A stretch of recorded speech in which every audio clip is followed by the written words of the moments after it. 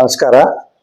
ನನ್ನ ಹೆಸರು ಬಸವರಾಜ್ ನಿಂಗಪ್ಪ ಕೊಡ್ಲಿ ಅಂತ, ಮಾಜಿ ಗ್ರಾಮ ಪಂಚಾಯತ್ ಅಧ್ಯಕ್ಷರು ಹಾಗೂ ಹಾಲಿ ಗ್ರಾಮ ಪಂಚಾಯತ್ ಸದಸ್ಯರಾಗಿದ್ದು 2026 ಜನವರಿ 12 ಮತ್ತು 13 ರಂದು ನಡೆಯುವಂತ ಶ್ರೀ ಕ್ರಾಂತಿವೀರ ಶೂರ ಸಂಗೊಳ್ಳಿ ರಾಯಣ್ಣ ಉತ್ಸವಕ್ಕೆ ಸರ್ಕಾರದಿಂದ ಜಿಲ್ಲಾಡಳಿತ ಹಾಗೂ ಮಾನ್ಯ ಶಾಸಕರು ಸುಮಾರು 1,25,00,000 ರೂಪಾಯಿಗಳ ಅನುದಾನವನ್ನು ತೆಗೆದುಕೊಂಡು 2 ದಿನಗಳ ಕಾಲ ಅತಿ ವಿಜೃಂಭಣೆಯಿಂದ ಸಂಗೊಳ್ಳಿ ರಾಯಣ್ಣ ಉತ್ಸವವನ್ನು ಆಚರಿಸಿದ್ದಾರೆ.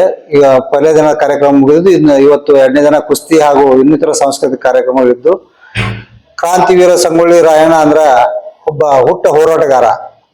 ರಾಯಣ್ಣ ದೇಶಕ್ಕಾಗಿ ತನ್ನ ಪ್ರಾಣವನ್ನೇ ತ್ಯಾಗವನ್ನು ಮಾಡಿದಂತ ಒಬ್ಬ ಮಹಾನ್ ಶೂರ.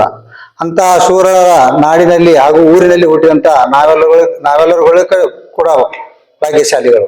ಅದೇ ರೀತಿಯಾಗಿ ಆ ರಾಯಣ್ಣನ ಹೆಸರು ಸದಾ ಶಾಶ್ವತವಾಗಿ ಉಳಿಲಿ ಅಂತ ಸರ್ಕಾರ ಹಾಗೂ ಜಿಲ್ಲಾಡಳಿತ ಈ ಉತ್ಸವವನ್ನ ಸುಮಾರು 13 ವರ್ಷಗಳ ಕಾಲ ನಂತರ ಪ್ರತಿ ವರ್ಷ ಜನವರಿ 12, 13 ನಂತರ ಆಚರಿಸುತ್ತಾ ಬಂದಿದೆ.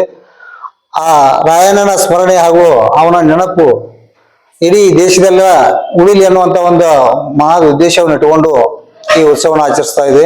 ಮುಂದೆ ರಾಯಣ್ಣ ಹೆಸರಿನಲ್ಲಿ ಸಾಕಷ್ಟು ಅನುದಾನಗಳನ್ನು ತೆಗೆದುಕೊಂಡು ಬಂದು ಸ್ಕೂಲ್ ಹಾಗೂ ರಾಕ್ ಗಾರ್ಡನ್ ಇನ್ನೂ ಹಲವಾರು ಅಭಿವೃದ್ಧಿ ಕಾರ್ಯಗಳನ್ನು ಹಮ್ಮಿಕೊಟ್ಟ ಬಂದಿದೆ ಅಂತ ಈ ಮೂಲಕ ನಾನು ತಿಳಿಪಡಿಸ್ತೇನೆ.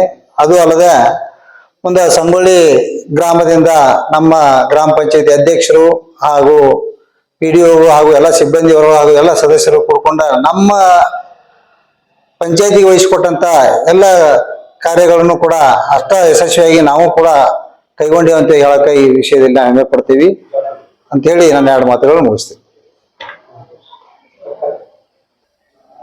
ಅದು ಅಲ್ಲದೆ ಈ ಉತ್ಸವನ ವಿಜೃಂಭಣೆ ಆಚರಿಸುತ್ತಾ ಬಂದಿದ್ದಾರೆ. ಆದರೆ ಇನ್ನು ಮುಂದಿನ ದಿನಗಳಲ್ಲಿ ಇನ್ನೂ ಹೆಚ್ಚಿನ ರೀತಿ ಆ ಉತ್ಸವವನ್ನ ಇಡೀ ರಾಜ್ಯಾದ್ಯಂತ ಜ್ಯೋತಿಯನ್ನು ಸಂಚರಿಸುವ ಮುಖಾಂತರ ಇಡೀ ರಾಜ್ಯಾದ್ಯಂತ ಸುದ್ದಿಯಾಗಿ ಇಡೀ ರಾಜ್ಯದ ಜನ ಕೂಡ ನಮ್ಮ ಸಂಗೊಳ್ಳಿಗೆ ಬರುವಂತಾಗಬೇಕು. ಮುಂದೆ ಲಕ್ಷಾಂತರ ಜನ ಇಲ್ಲಿ ಸಂಗೊಳ್ಳಿಗೆ ಸೇರ್ಬೇಕು. ಮುಂದೆ ದೇಶದ ತುಂಬಾ ಎಲ್ಲ ಜನ ಬರಬೇಕು. ಅದೇ ರೀತಿಯಾಗಿ ಈಗ ನಮ್ಮ ಮೊನ್ನೆ ಸಿದ್ದರಾಮಯ್ಯ ಸಾಹೇಬರು 2 ಸರಿ ಮುಖ್ಯಮಂತ್ರಿ ಆದಾಗ ಸಂಗೊಳ್ಳಿ ಗ್ರಾಮಕ್ಕೆ ಬಂದು ಉತ್ಸವನ ಉದ್ಘಾಟನೆ ಮಾಡಿದ್ದಾರೆ. ಇನ್ನೂ ಒಂದು ನಮ್ಮ ಸಂಗೊಳ್ಳಿ ಗ್ರಾಮಸ್ಥರ ಬೇಡಿಕೆ ಅಂದ್ರ ನಮ್ಮ ದೇಶದ ಪ್ರಧಾನಮಂತ್ರಿ ಅಂತ ನರೇಂದ್ರ ಮೋದಿಯವರು ಕೂಡ ನಮ್ಮ ಉತ್ಸವಕ್ಕೆ ಬರಬೇಕು ಅನ್ನುವಂತ ಒಂದು ನಮ್ಮ ಬೇಡಿಕೆ. ಮುಂದೆ ಈ ಎಲ್ಲಾ ಕಾರ್ಯಗಳನ್ನ ನಮ್ಮ ಜಿಲ್ಲಾಡಳಿತ ಹಾಗೂ ಶಾಸಕರು ನೆರವೇರಿಸಿಕೊಡ್ಬೇಕು ಅನ್ನುವಂತ ನಮ್ಗೊಂದು ಬೇಡಿಕೆ. ಅದಕ್ಕ ಈ ಎಲ್ಲಾ ಕಾರ್ಯಗಳನ್ನ ಹಮ್ಮಿಕೊಂಡ್ರ ನಮ್ಗ ಇದು ಒಂದು ಸೌಭಾಗ್ಯ ದೊರಕಿಸ್ಲಿ ಅಂತೇಳಿ ನಾನು ಜಿಲ್ಲಾಡಳಿತ ಹಾಗೂ ನಮ್ಮ ಶಾಸಕರಿಗೆ ಧನ್ಯವಾದಗಳನ್ನು ತಿಳಿಸುತ್ತೇನೆ.